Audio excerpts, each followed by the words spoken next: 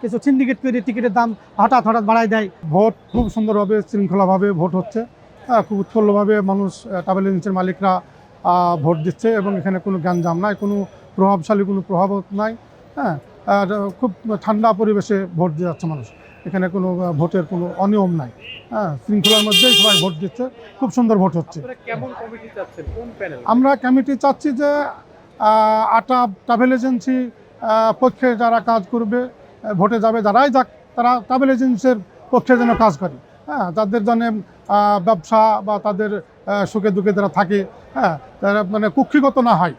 তারা যাতে সব এজেন্সির মালিকরা যাতে সমবন্টন বা সবাই সমান অধিকার পায়, এটাই আমরা আশা করি।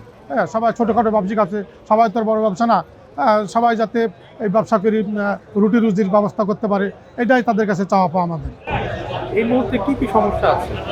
অনেক সমস্যা আছে। আটাবের কিছু এজেন্সির মালিকরা, টিকিট হোল্ডাররা কিছু সিন্ডিকেট করে টিকিটের দাম হঠাৎ হঠাৎ বাড়ায় দেয়। তাদের সাধারণ ব্যবসায়িকরা এখানে তারা পাত্তা পায় না। এরকম অনেক কিছু সমস্যা আছে।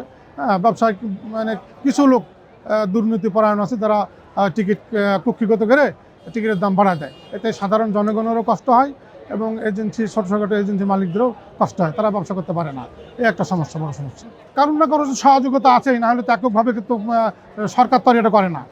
আমাদের আটাবেরই কিছু নেতারা এর সঙ্গে জড়িত আছে অবশ্যই। না থাকলে সরকার তো এগুলো কিছু করে না বা অন্য কেউ করে না। যারা আছে তারা নিজেদের দুনিয়াতে অনেক পয়সার লোভ বেশি তাদের, তারা এই কাজগুলো করে। আর একজনা খেতে পাচ্ছে না বা আরেকজনকে ব্যবসা হচ্ছে না, কেউ অফিস ভাড়া দিতে পারে না, এগুলোর উপরে তাদের মানে তোয়াক্কা নাই বা তাদের খেয়াল নাই। আমরা আশা করবো এগুলো যাতে ভবিষ্যতে না হয়। সবাই ব্যবসা বান্ধব আটা গণতান্ত্রিকভাবে তারা গড়ে উঠছে, সেভাবে করে যেন সবার খেয়াল রাখে, সবাই ব্যবসা করতে পারে, আমরা এটা আশা করি।